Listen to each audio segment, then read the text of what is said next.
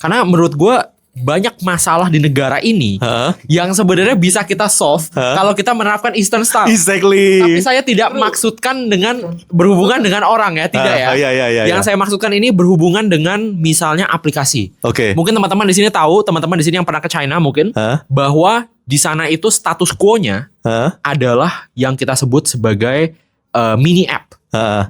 Term mini app ini maksudnya adalah biasanya itu WeChat atau Alipay. Everything yang kita mau lakukan di kehidupan sehari-hari itu akan embedded directly inside of WeChat atau Alipay. Contohnya, misalnya kita mau ke KFC, kita mau beli makanan gitu, kita akan pakai KFC di dalam WeChat. Iya. Kita mau pesen taksi, kita akan pakai Titi di dalam WeChat. Iya. Paradigma ini yang menurut aku beda banget sama paradigma Western. Iya. Yang mana paradigma Western itu adalah everything kalau lu bisa bikin satu app, you create an app. Karena there's a paradigm bahwa kayak you do 0 to 1, Exactly. buat dari build from nothing gitu kan. Dan itu akhirnya kalau gue lihat sekarang itu kita lakukan di negara kita. Contohnya berapa banyak sih aplikasi pemerintah provinsi yang pernah Anda lihat satu aplikasi sebenarnya bisa kan kita bikin satu aplikasi yang misalnya udah cater semua.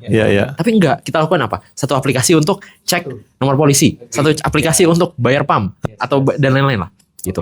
Jadi ketika kita ini ya circling back to yang tadi Pak Hatta bilang ya, ketika kita melihat cara negara lain bekerja, ketika kita melihat bagaimana cara mereka membuat produk, bagaimana mereka mengintegrasikan produk itu dengan kehidupan sehari-harinya, kita actually melihat bahwa oh ternyata banyak masalah di Indonesia atau banyak hal di Indonesia yang kalau kita ganti cara pikir kita tuh bisa tackle with another solution loh. Benar-benar. Gitu. Dan ternyata ini nggak cuma berlaku di kehidupan kantor aja, di kehidupan sehari-hari kita ngelihat oh setiap hari kita pakai aplikasi ini kok kita nggak beginiin aja ya aplikasinya ya, kok kita nggak begini ya gitu. Dan itu yang menurut aku changes the way I see my life dan the things around me.